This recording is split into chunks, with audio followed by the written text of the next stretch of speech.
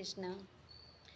આજે એક ખૂબ પ્રચલિત વાર્તા, લોકો શું કહેશે, હજુ આપણે વિચારીએ છીએ ને, તો સાંભળો આ વાર્તા. ટટ્ટુ, ગધેડો અને બાપ દીકરો. હવે બાપ દીકરો ગધેડા લઈને નીકળે છે અને સ્વાભાવિક છે કે પિતાની ઉંમર છે એટલે એ ગધેડા પર બેસે છે અને દીકરો ચાલે છે. ત્યાં લોકોનો પહેલો અભિપ્રાય, કેવો બાપ છે, દીકરો ચાલે છે ને બાપ ગધેડા પર બેઠો છે. બાપ ઉતરી જાય છે, દીકરાને બેસાડી દે છે.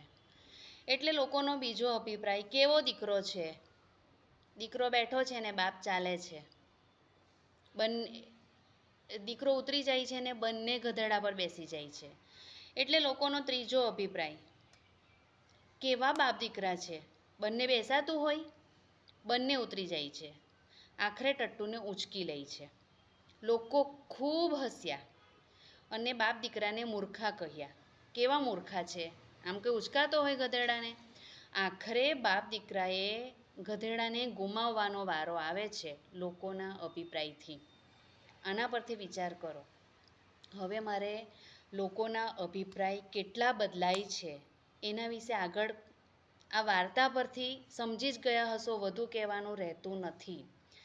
પણ આપણે દરેકને ખુશ રાખી નથી શકવાના, માટે પોતાનો અભિપ્રાય કૃષ્ણને સાથે રાખીને જાતે જ નક્કી કરો. લોકોના અભિપ્રાય બદલાયા જ કરવાના, કોઈ આપણને ક્યાંયથી છોડવાનું નથી. આ વાર્તા પરથી સમજી જશો. જય શ્રી કૃષ્ણ.